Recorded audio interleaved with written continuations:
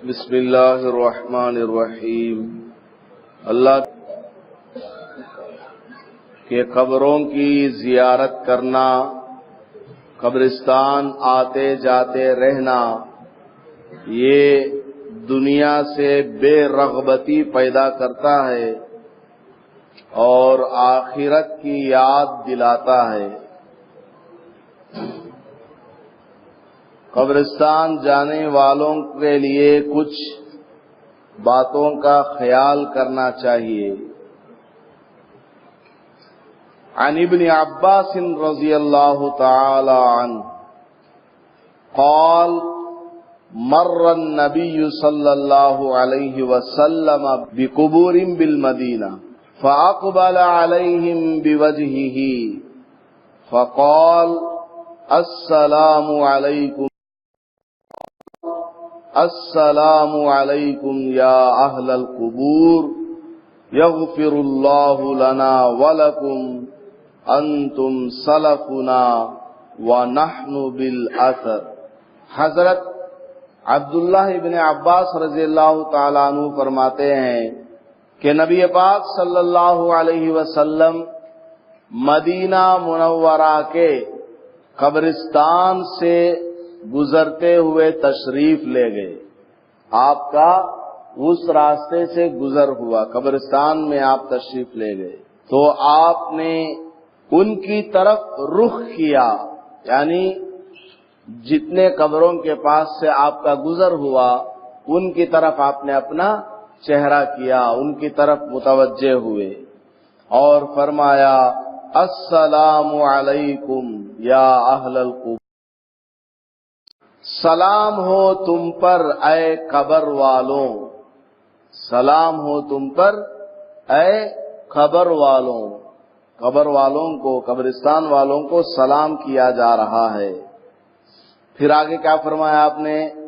یغفر اللہ لنا ولکم، اللہ تعالی ہماری اور تمہاری سب کی مغفرت کرے، یہ آپ نے دعا فرمائی۔ پھر آگے انتم سلفنا ونحن بالاثر، تم ہم سے آگے جانے والے ہو اور ہم پیچھے پیچھے آ رہے ہیں۔ دیکھیے کتنی مختصر سی یہ دعا ہے اور شروع میں سلام ہے، لیکن اس کے اندر بڑی عبرت آمیز ہمارے لیے باتیں ہیں۔ ایک تو یہ ہے کہ آدمی مر کر کے قبر میں چل پوچھنے والا نہیں ہے، کوئی بھی پوچھنے والا نہیں ہے۔ اب ہم لوگوں کو کیا حکم دیا گیا کہ قبروں کے پاس سے جاؤ، باقاعدہ قبرستان جانے کا حکم دیا کہ قبرستان آیا جایا کرو، اور جانے کے بعد وہاں کیا کرنا ہے؟ قبر والوں کو سلام کرنا ہے، السلام علیکم یا اہل القبور، ان کو یاد کرنا ہے، ان کے لیے سلامتی کی دعا اللہ سے مانگنی ہے کہ اے اللہ ان پر سلامتی نازل فرما، السلام علیکم، تمہارے اوپر سلامتی ہو۔ تو مرنے والوں کے لیے دعا کا حکم اس کے اندر آ گیا۔ اور آگے کیا ہے؟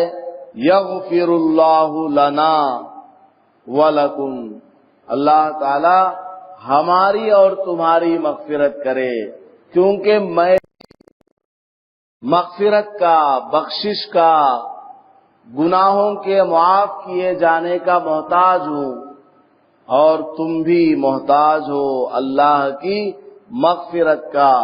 سب لوگ اللہ کی مغفرت کے محتاج ہیں۔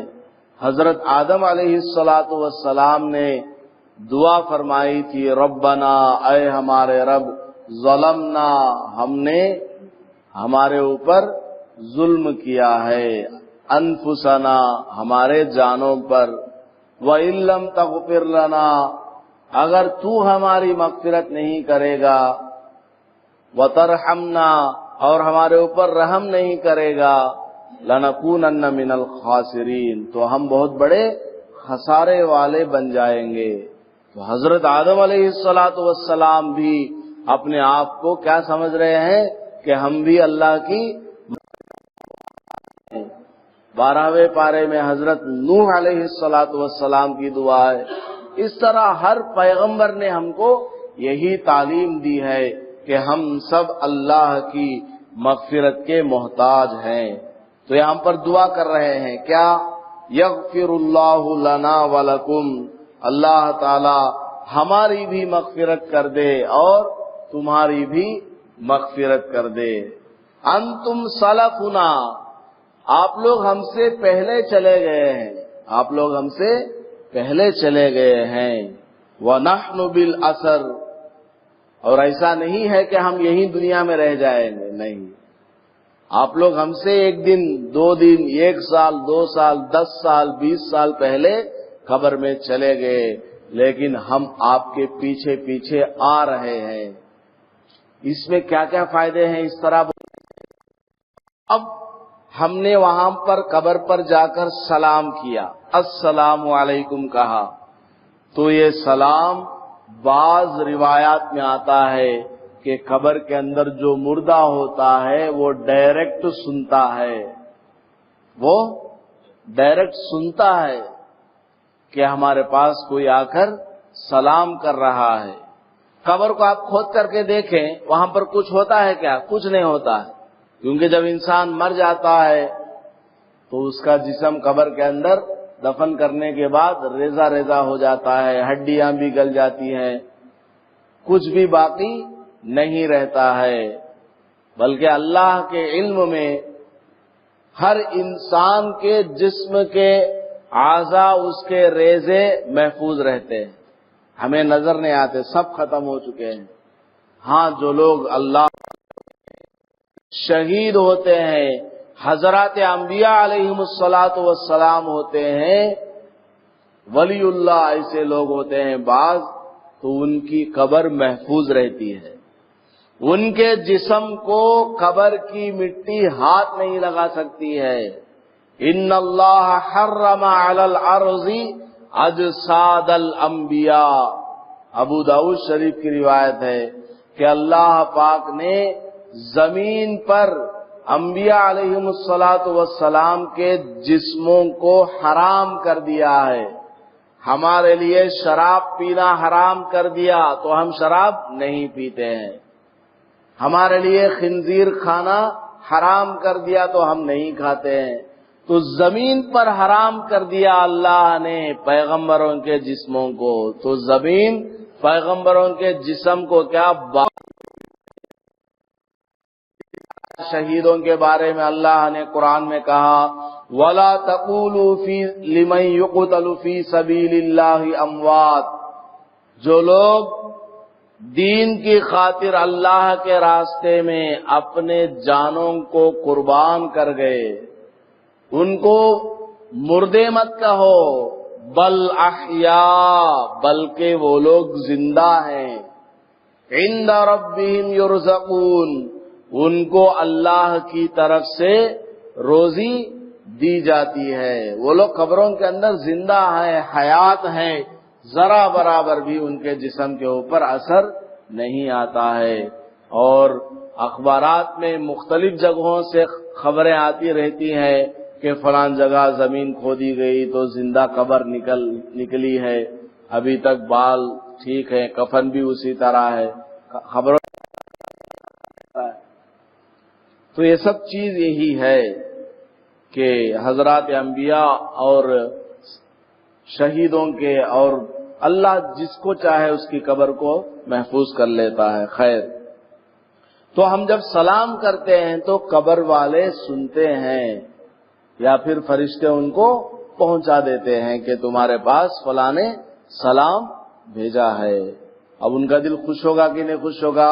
دیکھو میرا بیٹا آیا ہے، میرے شوہر آئے ہیں، میرا بھائی آیا ہے، میرا پڑوسی آیا ہے ہمارے پاس. اگر زندگی میں ہم نے ان کو ستایا ہو، اب وہ مر کے چلا گیا، اب ہم ہفتے میں ایک بار، مہینے میں ایک بار اس کی قبر کے پاس جائیں، سلام کریں، کچھ قرآن پڑھ کے اس کے لیے دعا کریں، تو وہ قبر میں خوش ہوگا کہ نہیں خوش ہوگا؟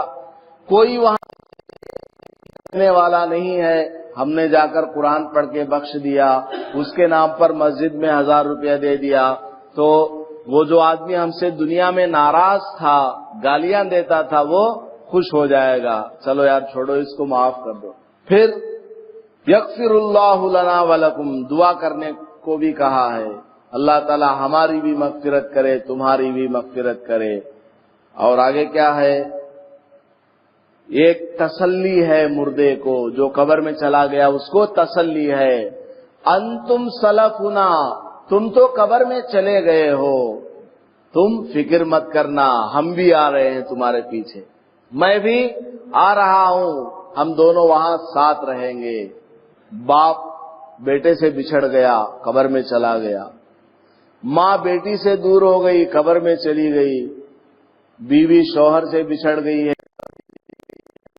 اب ان لوگوں کے پاس جا کر اس طرح کہا جائے، انتم سلفنا، تم ہم سے آگے چلے گئے ہو، گھبراؤ نہیں، نحن بالاثر، ہم بھی آ رہے ہیں، ہمارا بھی ایک وقت اللہ تعالیٰ نے متعین کیا ہے، ہم بھی اسی قبر میں، یہیں قبرستان میں آ جائیں گے، تو وہاں پر آپ کی ہماری ملاقات ہو جائے گی، ڈرنے کی بات نہیں ہے۔